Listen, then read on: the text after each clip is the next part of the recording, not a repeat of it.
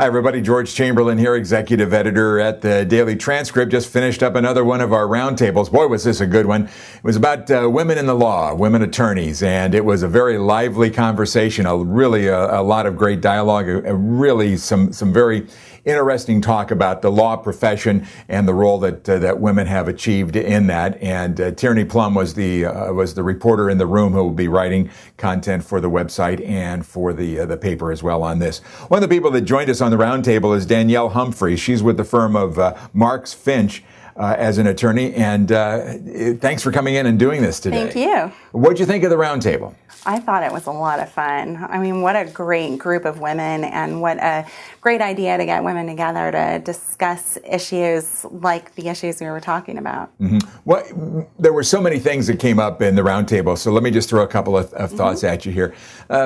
There was a lot of discussion about career paths, and in particular, people that are coming out of school now. You weren't in school that long ago, but people that are coming out of school now are seem to have a different perspective about what the industry owes them, or what their path is going to be. I think the consensus around the roundtable was that in our experience in dealing with recent grads, I don't want to say young versus old, because I think that it's a problem endemic to recent grads, is this notion of starting off with work-life balance, which is an admirable goal, but wanting to work 9 to 5 only on billable matters, unwilling to invest the non-billable time in learning the practice area, seeking out mentorship and networking, and not recognizing the value of all of those things in their own professional development and long-term growth as an attorney. Yeah.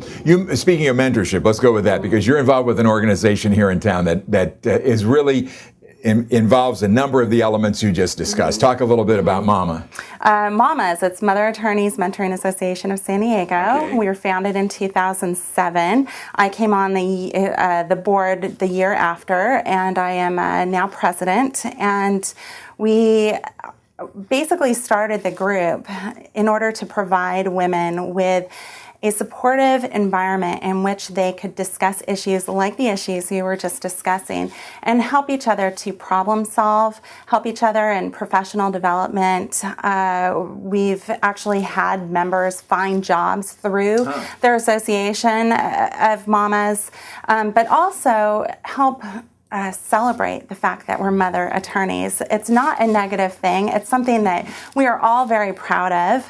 I was the oldest of 7 children, and I always thought I would have a really big family. I have 1 daughter. I may only ever have 1 child, but I tell other people my practice is my other child, and they're both very important to me, and my daughter understands that it's important to me. And one of the unique things about mamas is we understand how important the practice is and how important the children are, and we bring the two together in child-friendly networking events. So once a month, typically the 3rd Saturday of every month, mamas get together sometimes it's a park, sometimes it's a child's gym, but in a child-friendly environment, and the children come together and play, and the moms network and share ideas and problem solve. Wow, and so I would imagine it's really probably provided that outlet that might not be available in the workplace. Absolutely. At a lot of firms. Absolutely. Where maybe mentoring is done different ways, and different things are involved with that. So how big is the membership? Where are you guys going with all of this? We don't have formal membership quite yet, so we just have a lot of people who regularly attend the events, who are on our mailing list.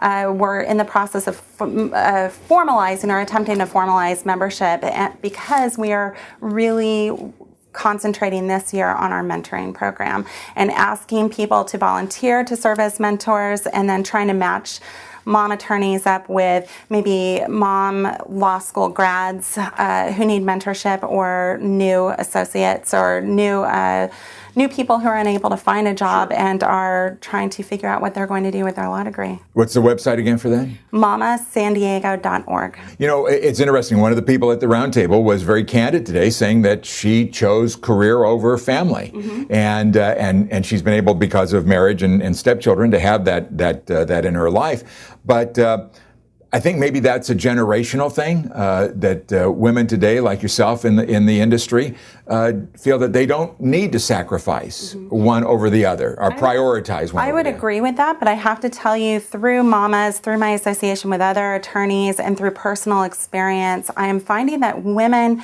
are feeling right now that it's an all or nothing proposition, and that they have to make a choice.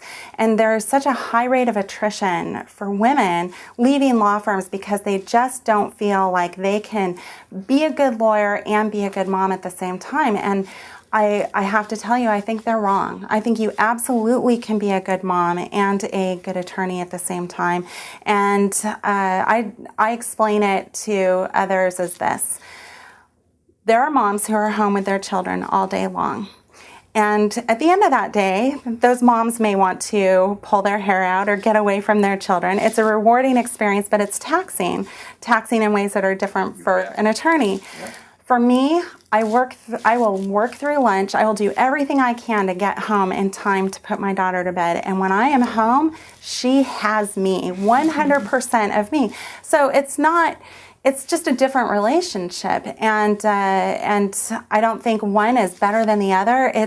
But it is possible, and I think that that's what I'd like most mother attorneys or people who aspire to be mother attorneys to understand: is it's not black and white. It's not all or nothing. I think, Danielle, you just described that perfectly, and you could almost put in any career in there. My daughter has a career, and when she is with her daughter, it is 100% with her daughter, and that was so well put. It was spot on target.